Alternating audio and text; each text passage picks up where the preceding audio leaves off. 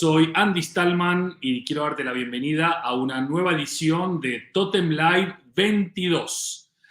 Estas 22 conversaciones con gente espectacular, brillante, que nos va a iluminar el año que está a puntito de comenzar, o si está viendo este video ya en el año 2022, el año que ya estamos viviendo. Hoy tengo una invitada súper especial, nos ha costado un huevo contar con ella, pero lo hemos conseguido. Y hasta que esto no esté sucediendo no lo vamos a celebrar, así que vamos a ver si sucede. Está sucediendo, es increíble, es épico, momentos sin precedentes. Vamos a darle la bienvenida a nuestra querida y admirada Pau Aldaz, que está transmitiendo completamente en vivo desde la ciudad capital de nuestra querida República de Colombia. Hola Pau, bienvenida a Totem Live, ¿cómo estás? Hola Andy, ¿cómo estás? Lo logramos después de Logra, una hora, no sé, lo logramos. No, un es placer estar increíble, acá. increíble. Y lo íbamos a lograr, yo no iba a dejar que esto no sucediera. No. Un día tenemos que hacer unos Totem Live sobre lo que no se ve de los Totem Live, que es casi más divertido que lo que se ve de los Totem Live, pero no. Hoy seguramente escucharte y verte nos va a traer muchísima inspiración. Bueno, bienvenida, ¿cómo estás? ¿Bien? Aparte del Muchas estrés, gracias, muy bien. ¿bien? Sí, muy bien, muy bien, muy contenta, cerrando un año muy contenta. La verdad, uno a veces tiene que ser agradecido. Eh, y creo que en nuestra disciplina el hecho de que haya habido tantos cambios en el mundo en el último 18 meses, año y medio, creo que nos hace movernos porque creo que uno tiene que volver a ser junior para volver a reaprender, ¿no? Está bueno. Está bueno, totalmente. Reaprender, mirar con otra mirada, ¿no? Volver a pensar cosas, mirar desde otra perspectiva. Un poco la charla de hoy, Pau, así, sin guión y sin preparación, salvo la tecnológica, es una persona como vos, exitosa en lo tuyo, observadora, viajadora, inspiradora, conocedora, nos pueda o pueda compartir con nuestra comunidad de televidentes, como se decía antes, ya sea ahora en vivo o después en diferido, ¿cómo crees que va a ser el 2022? ¿Qué tenemos que tener en cuenta? ¿Qué no tenemos que tener en cuenta? ¿Qué no podemos obviar y qué deberíamos obviar? Hablabas de algunas cositas así como para abrir boca, pero me gustaría profundizar un poquito más. ¿Cómo vislumbra Pau el año que entra, el 2022? El otro día, y lo vi, te voy a confesar, lo vi dos veces, en la entrevista que le hiciste a Camilo Herrera, y creo que coincido en tres cosas, y en la misma que vos no coincidís con él, es la misma que yo no coincido. Ah, muy bien. Coincido en las tres cosas, en el tema del manejo de la inflación va a ser un tema importante, el tema de los desabastecimientos y cómo las empresas van a volver a localizar varias de sus cadenas productivas o de cadenas de suministros, y el tema del envejecimiento, cómo nuestra expectativa de vida se ve ampliada y cómo nosotros vamos a hacer con eso, porque las marcas no les gusta mucho poner a gente de más de 70 años en las marcas. En lo que no coincidíamos, y creo que vos estabas de acuerdo conmigo, era en el tema de las marcas, que era más importante el ingrediente que la marca. Yo creo que las marcas en el 2022 van a tener que hacer un ejercicio de reinvención en términos de posicionamiento y en términos de revisar la esencia, porque, y acá va mi primer statement, yo creo que el contexto te define la estrategia. Y si los contextos cambian, pues tú tienes que cambiar la estrategia de marca y tienes que cambiar la estrategia de negocio eventualmente, porque las tecnologías y todo el aceleramiento de nuevos modelos de oferta de valor y de producto hacen que vos te tengas que también reinventar. Uh -huh. No es lo mismo tener una oferta de productos en 1970 que en 1980, que en 1990, que en el 2000 y que hoy post pandemia o pandemia continua. Eso es lo primero que creo. Lo segundo que creo es que las marcas también se van a tener que tirar mucho innovación, pero no innovación tal cual la estamos conociendo, que es desarrollo de productos y servicios que uno pone en el mercado, sino al tipo de innovación colaborativa, en el sentido de pensar que uno no es el único en el planeta y que no puede abarcar toda la cadena de valor, Ujú. y va a tener que tener partners y aliados que le permitan entregar un producto o entregar un servicio o entregar una experiencia con partners que te complementen en esta nueva economía colaborativa. Y creo que el tercer tema, que también me parece que es muy importante, es, ha habido un cambio en la comunicación. Seguramente vos lo vivís desde España, pero en Latinoamérica el tema de la mayor inclusividad, la inclusividad pregnando adentro de lo que es la inclusión digital, la inclusión financiera, la inclusión de sostenibilidad. Y creo que eso, en definitiva, también nos va a cambiar mucho la comunicación y la forma en que nosotros expresamos ese posicionamiento de marca. Ujú, ujú. Hoy hablaba con, con Sebastián Fernández, que nos va a acompañar en un Totem Live de la semana que viene, eh, hablando del cortoplacismo que están hoy abrazando la mayoría de compañías, ¿no? Digamos, ese contexto del que vos hablabas es un contexto que verdaderamente se mueve muy rápido. Entonces, cuando vos querés capturar, voy a decir algo que seguramente los jóvenes no entiendan ahora, hacer una Polaroid de este momento puntual ya es viejo, porque ya hay un momento nuevo, ¿no? Eh, ¿Cómo están pivotando las innovaciones, no solo en términos de productos, servicios, sino innovaciones de verdad de colaboración, de pensamiento estratégico, cuando la operación y la táctica se está comiendo a la estrategia precisamente por esta carrera hacia ningún lado, ¿no? Que genera el cortoplacismo? Hay como, hay como tres modelos grandes de innovación que hoy se están vislumbrando, aunque sea muy emergente, pero de manera concreta. La primera es la innovación que nosotros llamábamos en otros años disruptiva, ya no es más disruptiva en el sentido de que te va a crear un nuevo patrón de conducta. Es disruptiva a partir de la experiencia y la capacidad de memorabilidad que va a tener en tu vida. Esa es Ujú, una. ujú, Entonces, las empresas ya están empezando a desarrollar modelos experienciales que tengan capacidad de no solo adoptar nuevos productos, sino que tengan una capacidad de memorabilidad porque la experiencia es el branding. Y esto sí quiero ser bien específica, aunque me vuelva un poquito técnica. Como hoy este tema del digital y lo físico, lo digital y toda esta cosa, la realidad es que el ser humano sigue siendo ser humano y que la experiencia, el tipo cuando va a vivir una experiencia no dice, uy, esto es digital, uy, esto es físico, no hace esa distinción. La experiencia es holística, lo que el ser humano lo vive de manera conceptual, no está disgregado. ujú. Nosotros en esta disciplina lo desagregamos porque es nuestra forma de empezar a entenderlo y poder accionarlo. Pero en realidad para el ser humano la experiencia es una sola y es holística. De acuerdo. Entonces, en este sentido, el hecho de haber separado el tema de lo físico con lo digital hizo que como que hicieran áreas distintas. Ujú, Y la parte de la experiencia en digital, particularmente, la interacción que una persona humana tiene en el entorno digital es el branding. Yo entro en una aplicación y empiezo a hacer transacciones y la uso de manera frecuente, lo incorporo a mi estilo de vida, etcétera, etcétera. Todas esas interacciones que forman parte de una experiencia mezclada física con digital es el branding. ujú. Con lo cual, acá viene el primer concepto. El branding no es un PowerPoint en donde uno pone el arquetipo, la esencia, cuáles son el contexto, etcétera, sino que es la experiencia, ¿sí? El segundo modelo de innovación tiene que ver con diseño. Yo creo que en los últimos años el diseño tomó vanguardia, pero no desde el punto de vista estético, que era la percepción generalizada, sino desde el punto de vista de que el diseño es un sistema, hace que las cosas funcionen de una manera y que uno tenga un approach diferente y lo adopte más rápidamente porque le mejora y tiene que ver con la relevancia y la utilidad de su vida.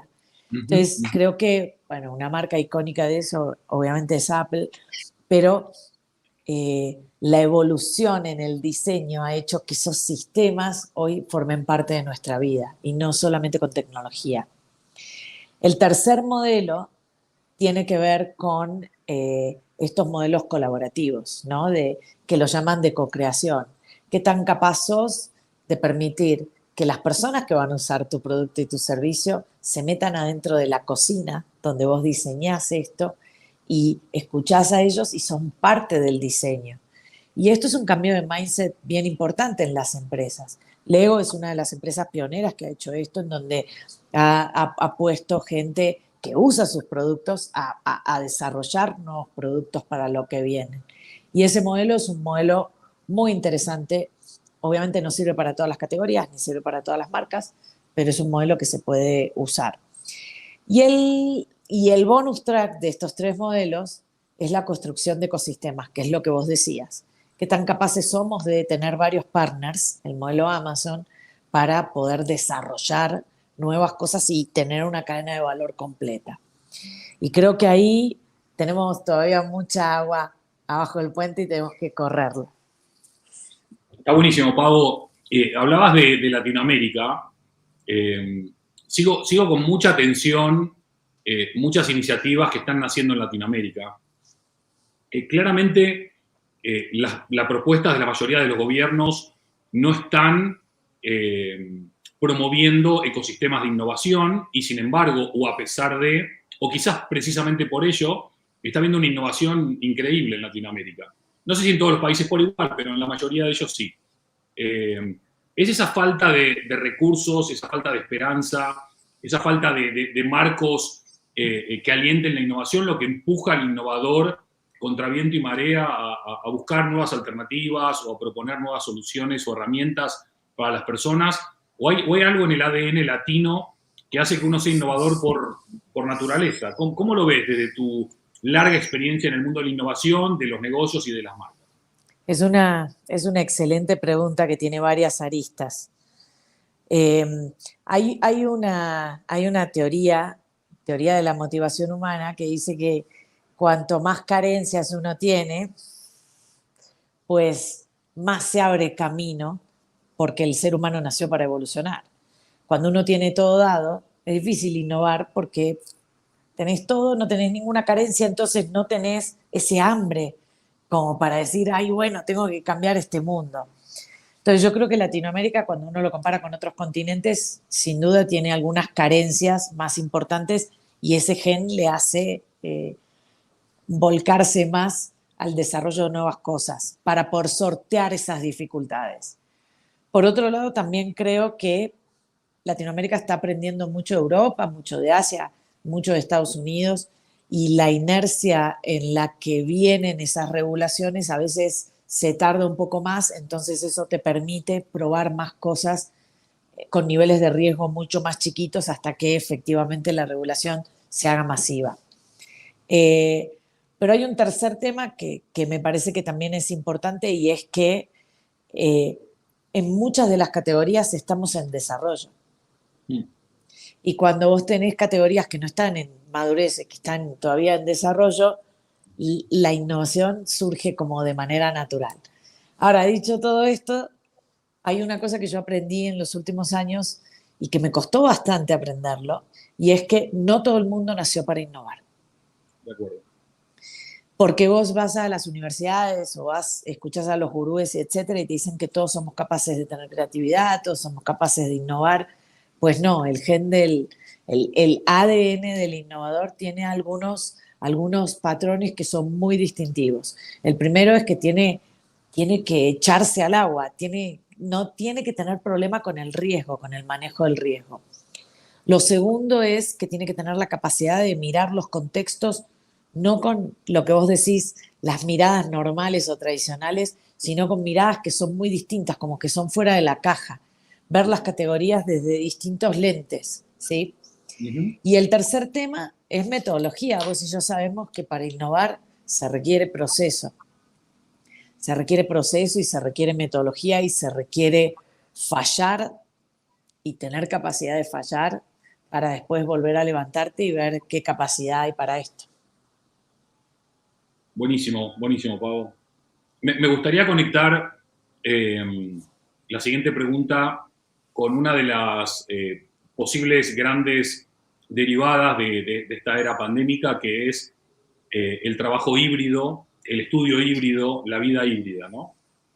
Eh, Obviamente vos, yo, somos personas que hemos decidido ir a vivir a otro país en busca de un montón de cosas más allá de lo laboral inclusive. Hoy por hoy, el tema de la deslocalización o la posibilidad de poder trabajar en cualquier lugar del mundo es un indicador que para vos hay que tener muy presente de cara al año que viene. La búsqueda del talento va a ir detrás del talento o el talento va a ir atrás de la búsqueda.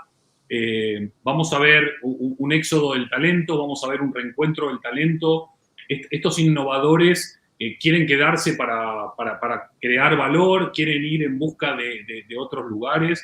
¿Cómo vislumbrás estos movimientos que suena un poco contradictorio, ¿no? Porque nos hicieron quedar quietos y probablemente ahora querramos movernos, ¿no? Con Omicron de por medio. ¿Cuál es tu mirada sobre toda esta situación? Yo creo que la pandemia nos enseñó mucho sobre el modelo híbrido. Mm. En la década del 80 era inconcebible que las empresas pudieran manejar trabajos remotos. Era solo para ciertas disciplinas en donde había un expertise muy específico y donde no tenías chance. Ahí vamos con lo de las carencias, ¿no? Cuando hay una carencia, entonces todo se confabula. Creo que este modelo híbrido vino para quedarse y creo que la pandemia nos ha enseñado que en algunas cosas es muy efectiva. Ujú, Ahora, ujú. dicho esto, creo que también la presencialidad es importante. Somos seres gregarios, abrazarnos, hacer workshop de creatividad y etcétera, no es lo mismo sin duda presencial que por Zoom o por cualquiera de otras plataformas. Eh, Creo que sí hay un cambio, sobre todo en las nuevas generaciones, sobre el tema de cuáles son las adopciones de nuevas empresas o cuáles son empresas aspiracionales para ellos. Eh, Uno en los 90 o en los 2000, antes de la pandemia, la empresa ponía cuál era el job description que estaba buscando, cuál era el perfil, cuáles eran las capacidades, cuáles eran las competencias, qué beneficios le vas a dar, el contrato, qué tipo de contrato le vas a dar, etcétera. Pero yo creo que hoy, sobre todo en ciertas disciplinas muy marcadas en tecnología, vos tenés la entrevista y ellos te dicen, yo quiero no ir a la oficina, quiero tener un bono de no sé cuánto, quiero tener una vida de horarios de esta magnitud, con este nivel de dedicación, con esto. Entonces, creo que las empresas están ante un reto importante de cómo van a dar, cómo van a ser apetecibles para las nuevas generaciones de centennials y si querés, los early millennials, en donde sus motivaciones están puestas en otro lugar y algunos de los valores obviamente son compartidos por todas las generaciones, pero hay unos nuevos que no lo son y que las nuevas generaciones vamos a tener que nosotros aprender de ellos para ver cómo adaptamos o reinventamos los modelos colaborativos que tenemos de trabajo para que para ellos seas un lugar apetecible. Y ahí me abriste la puerta a la que venía ahora, que en realidad venía otra, pero ahora me abriste la puerta a otra diferente, que es, ok, una de las cosas que hacemos en los Totem Live es no leer el currículum de la persona a la cual entrevistamos, porque queremos que cada uno escuche a la persona y no al currículum, que después obviamente lo vamos a compartir y demás porque quiero que la gente sepa el lujo que es tenerte hoy acá de invitada y Ay, escucharte. no. No, es la verdad. Pero para rediseñar o repensar o resetear las compañías hace falta quizás un nuevo tipo de liderazgo. Vos ejercés un liderazgo en tu compañía, en tu organización, tenés una altísima responsabilidad, no solamente en el business plan, sino también en eso. Retener talento, atraer talento, ser sexy para que los clientes te elijan, tener un rol de relevancia no solamente económico, sino también de impacto positivo en la sociedad. ¿Cómo es ese nuevo liderazgo que se está concibiendo o que ya existe tangibilizado en ejemplos como vos, Pau? Yo creo que antes de que fuera la pandemia se había puesto de moda lo que se llamaba liderazgo inspiracional, ¿no? Uh -huh. Y un poco de la mano de muchas figuras pasó de ese liderazgo inspiracional al liderazgo inclusivo, ¿no? Uh -huh. Y Uh creo -huh. que esta palabra es importante porque si bien ahora esa palabra se está usando para muchas cosas, creo que esto de liderazgo inclusivo hoy tiene que ver con qué tan capaz sos de poder formar equipos y no tener las mismas estructuras que tenías antes del organigrama jerárquico en donde hay un líder que toma las riendas o toma las sogas y va hacia la pelea como gladiator.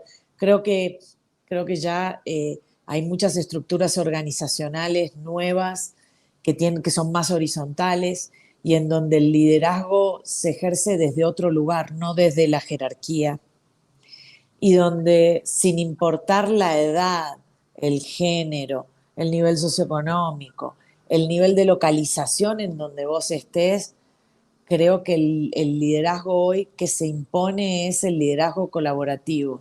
Qué tan capaz sos de ayudar o contribuir al otro y cómo el otro te contribuye a vos, aunque vos estés en el organigrama en un lugar que está arriba o que estés abajo. Creo que hoy los líderes surgen desde cualquier lugar.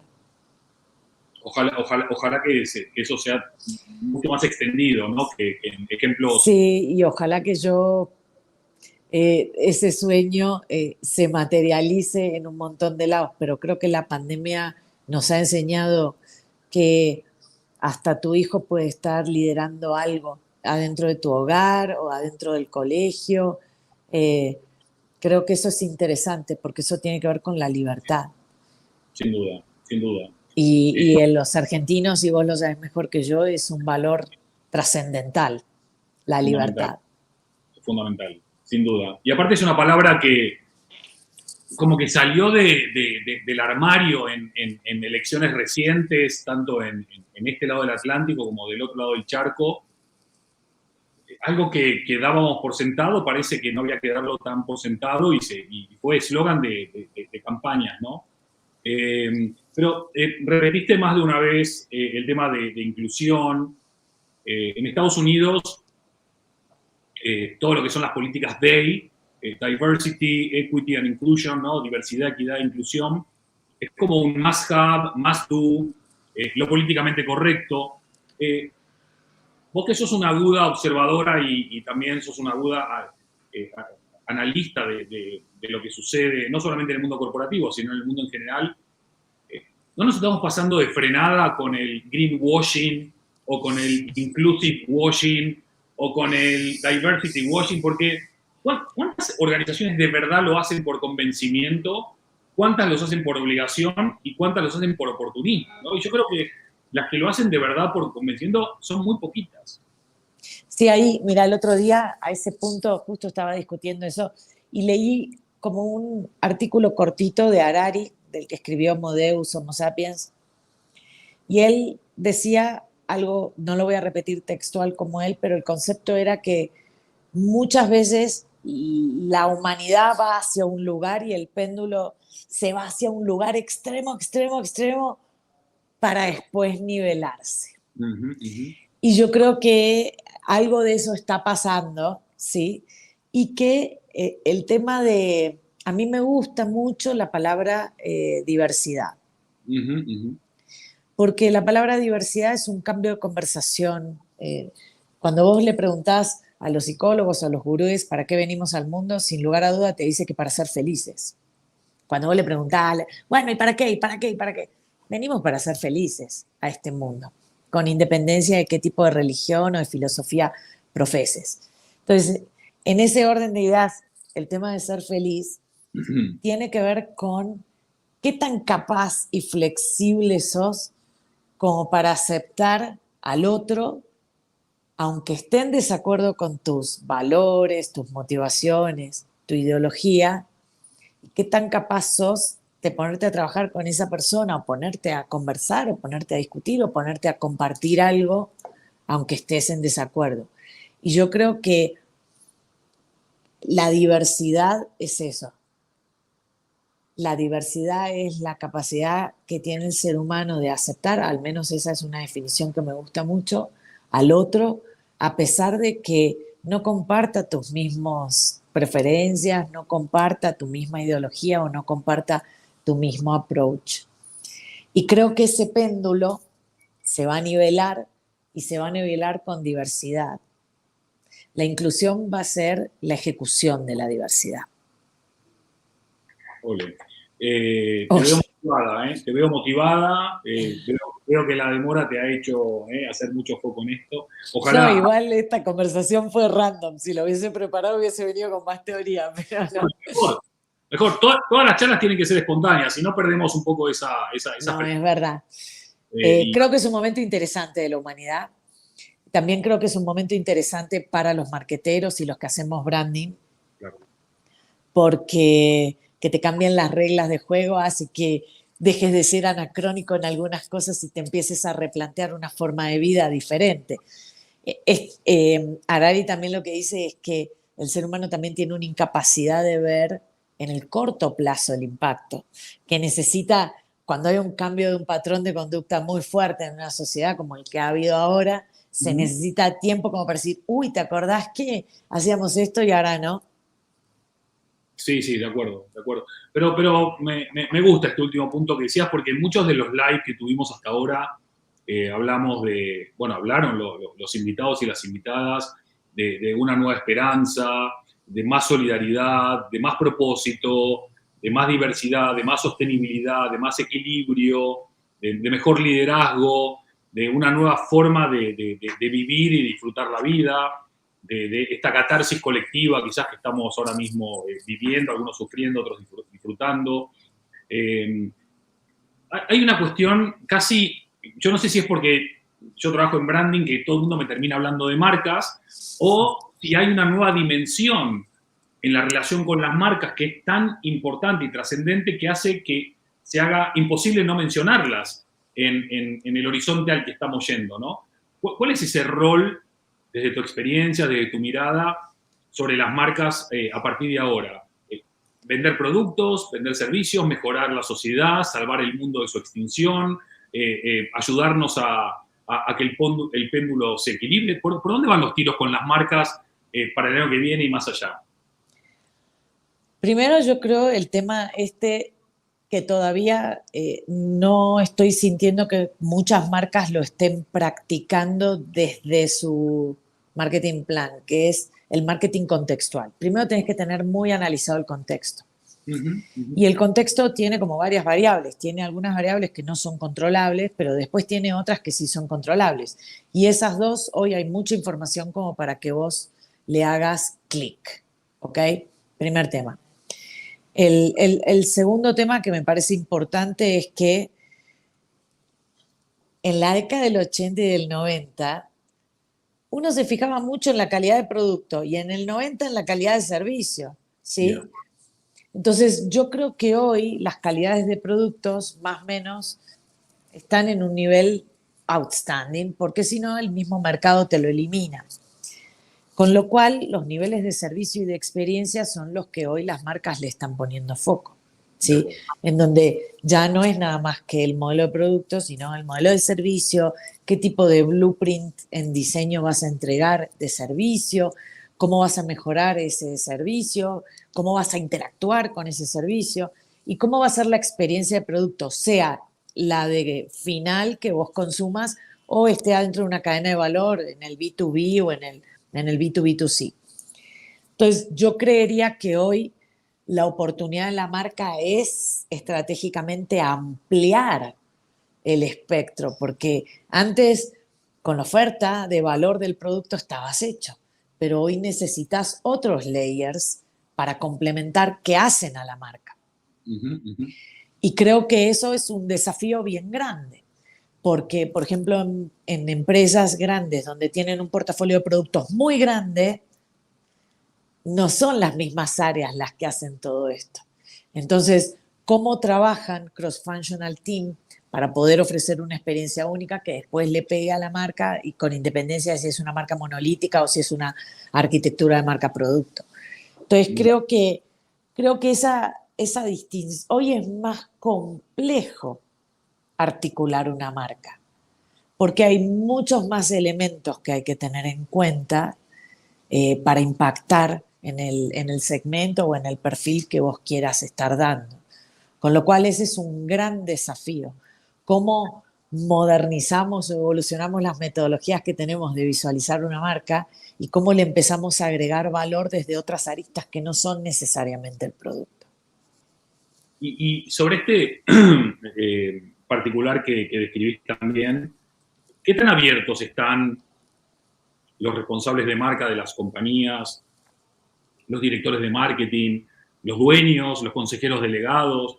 Hay una apertura, vos hablabas hace un ratito, ¿no? De reaprender, ¿no? Sobre la vida misma, ¿no? Vamos a reaprender sobre la vida casi.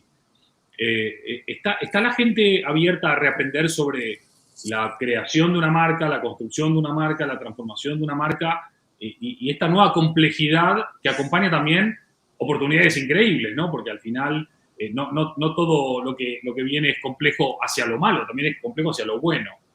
¿Hay una apertura mental en esta nueva relación con clientes para cambiar, para aprender, para replantearse cosas? ¿Pensás?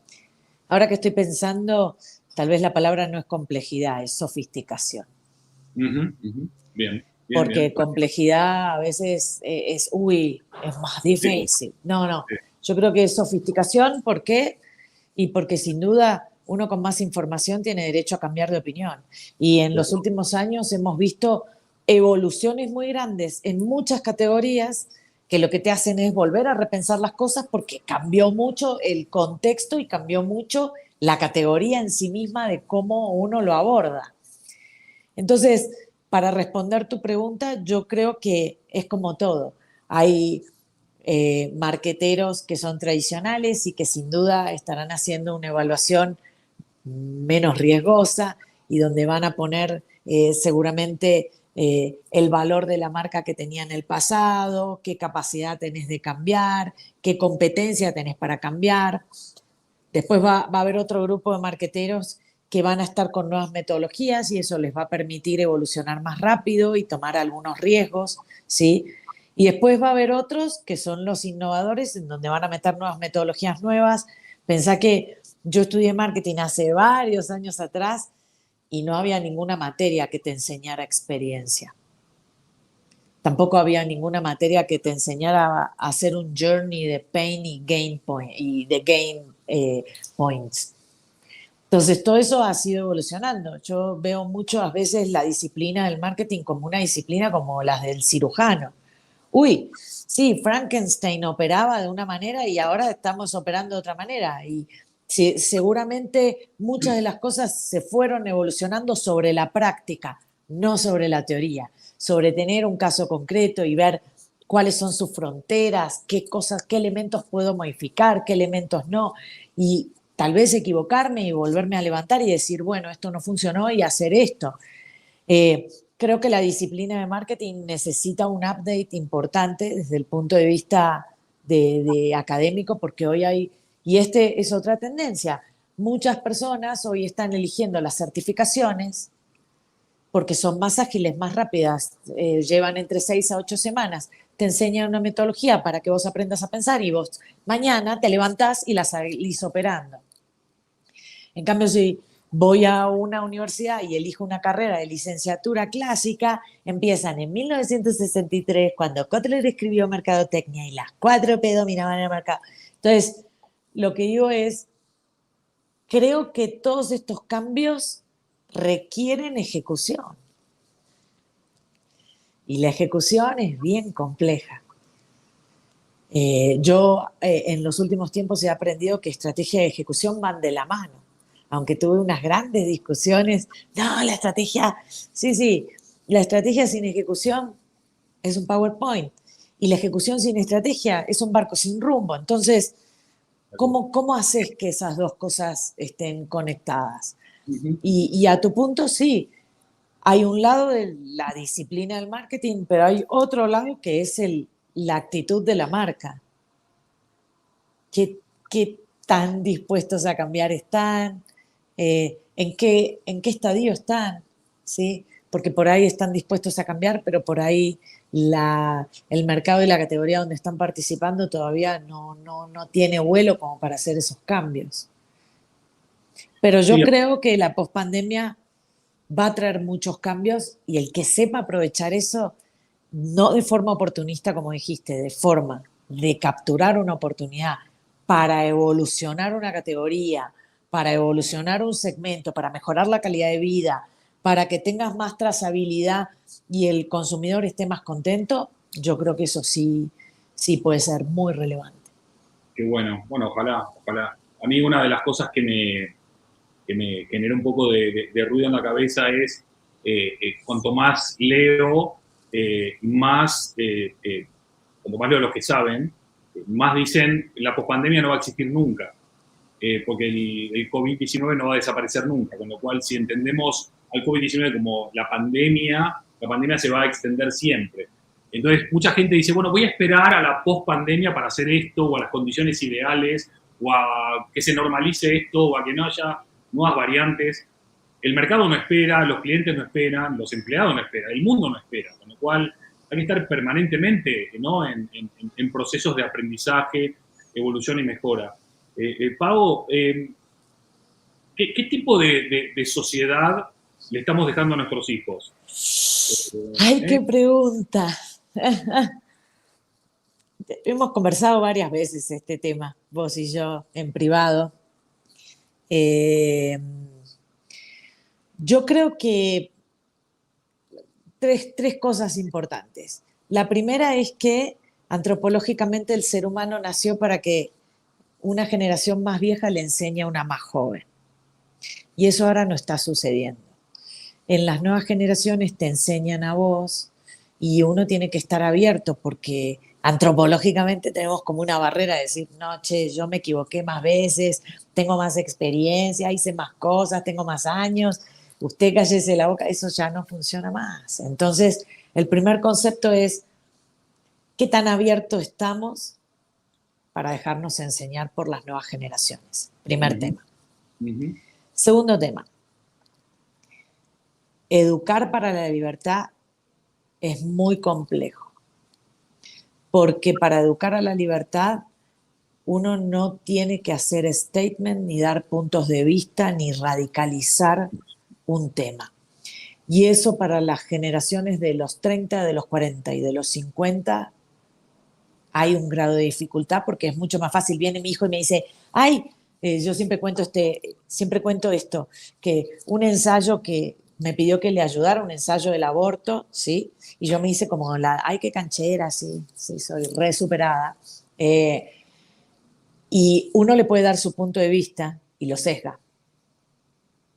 Entonces, la tarea humana que nosotros tenemos que hacer para educar para la libertad es ver cuál es el approach que yo uso, cuál es la metodología para que él solo forme su punto de vista y que tenga todas las herramientas como para que ese punto de vista esté sólidamente argumentado, que vea diversamente todos los puntos de vista que hay y que después, una vez que haya hecho eso, diga, bueno, mi punto de vista es este porque ya he evaluado todo esto.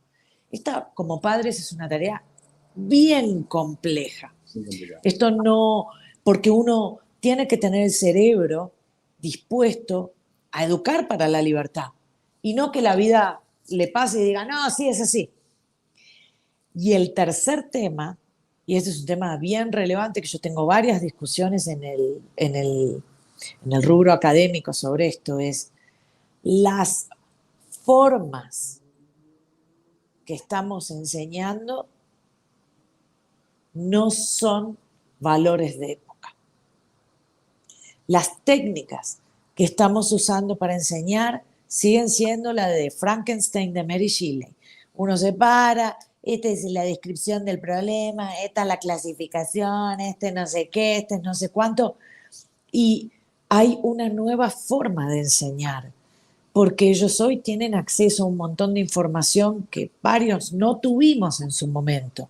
Entonces, la información hoy está democratizada, con lo cual los que somos profesores tenemos que evolucionar esa forma de educar en el sentido de que tenemos que ayudarles a pensar, le tenemos que ayudar a que validen las fuentes que buscan en digital, a que tengan un punto de vista que tenga la solidez necesaria como para cambiar el mundo. Y también tenemos que estar abiertos a tener opiniones distintas y que los alumnos hoy nos desafíen a nosotros. Entonces creo que esas tres cosas pueden ser un legado interesante para las nuevas generaciones de nuestros hijos. Súper. Buenísimo. Y volvió a salir otra vez Libertad, que me encanta. Sí. Pau, se me vuela el tiempo. Tu agenda también está ahí súper apretada hoy, así que nos quedan unos pocos minutitos ya para ir cerrando este Totem Live 22 de hoy con Pau Aldaz. Pau, imagínate que hacemos un viaje ahora virtual hacia el 31 de diciembre de este año. Sonaron las campanadas, levantaste tu copa, ya brindaste con la gente querida que tenés alrededor por temas esenciales, ¿no? Como salud, prosperidad, amor, esas cuestiones básicas, ¿no? De nuestra pirámide de prioridades. Pero una vez pasados esos, te invito a que compartas tus 3 deseos para el año que viene con nuestra comunidad de totemitas que nos acompañan. ¿Cuáles serían esos 3 deseos, sacando esas cosas básicas, no básicas porque no son importantes, sino porque son esenciales a la hora de un brindis, que te gustaría compartir con nosotros, desde el punto de vista empresarial o académico, o personal, o social, o cultural, de lo que se te cante, ¿no? Sí. El primero creo que es, le deseo a todo el mundo que sea feliz. Y yo sé que parece una tontería, pero en la época de mi abuela la felicidad estaba dada. Hoy no está dada, la tenés que salir a buscar y a eso le tenés que poner alma. Primer deseo. El segundo deseo es que tengamos la real apertura mental para que seamos capaces de abrigar a las nuevas generaciones y contribuirles con valor. Pero de verdad, no que sea un PowerPoint. Y el tercer deseo, que más que un deseo, es nacimos para evolucionar. El ser humano nació para evolucionar sin importar los contextos. Que nos permitamos evolucionar, porque evolucionar es progreso y se empieza siempre con un paso. Salud. Salud. Pau, 1.000.000 de gracias. No, Andy, un placer estar acá. Mira, si por lo menos valió la pena la espera, porque si hubiese sido un tostón, haber esperado todo lo que esperamos para un tostón, no, pero estuvo muy bueno, te felicito, has estado genial. Estoy seguro que la gente que nos acompañó lo habrá disfrutado un montón. Creo que, como la mayoría de Totem Live, esto requiere de volver a verlo tranquilamente, procesarlo y digerirlo, porque hay muchos mensajes muy potentes que hay que entrar en ellos y absorberlos y asumirlos, no solo observarlos. Así que, bueno, por mi parte, darte las gracias de corazón por tu espacio, por tu tiempo, por tu generosidad. Y antes de despedir y de agradecer a la gente por su compañía, si nos quedó algo en el tintero, si quedó algo colgado y querés compartirlo, este es tu momento. Sí, quiero compartir que he leído 2 de tus libros y me ha gustado mucho el concepto de tótem. Creo que ese concepto es un tema que también tendríamos que poner en uno de los deseos, ¿sí? Porque como somos seres simbólicos, el tótem tiene una representatividad en la vida de uno importante. Y lo segundo, agradecerte porque el tema del branding es una disciplina viva y dinámica. Y que estés haciendo esto le permite a la gente ese dinamismo que requiere la propia disciplina. Esto no es una carrera de 80 metros donde uno termina, es una maratón. Vos sabés que yo soy maratonista y es una maratón. Y en la maratón aparecen cosas nuevas en donde uno tiene que volver a evolucionar. Así que yo te deseo un muy feliz año, gracias totales y cuando quieras vuelvo al ruedo. Seguimos, continuaremos. Es altamente probable que tengamos que hacer una segunda edición con cada uno para profundizar en otros temas y también para ver a lo largo del 22 qué tanto acertamos, qué tanta... Sí, ojalá que acertemos. Ojalá que así sea. Vamos a brindar por todos los deseos de todos los totemitas que nos han acompañado y por los tuyos, por supuesto que también. 1.000.000 de gracias, 8 abrazos para vos y para todas las personas que nos acompañaron y nos vemos muy pronto. Que estén muy bien, que estén todos muy bien y nos vemos muy próximamente. Besitos. Muchísimas gracias, Andy. Feliz año.